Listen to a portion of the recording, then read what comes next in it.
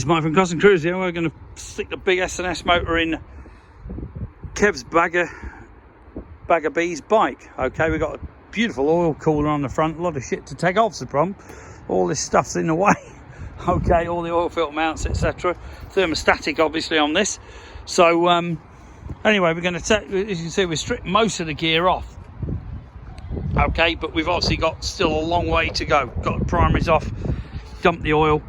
So we're basically in a state now, we've basically got to separate the motor from the tranny. Drained all the oils, as I say.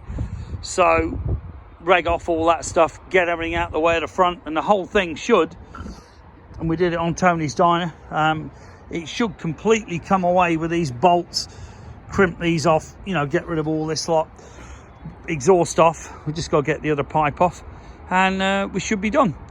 Looking at this, we've got to take the floorboards off, and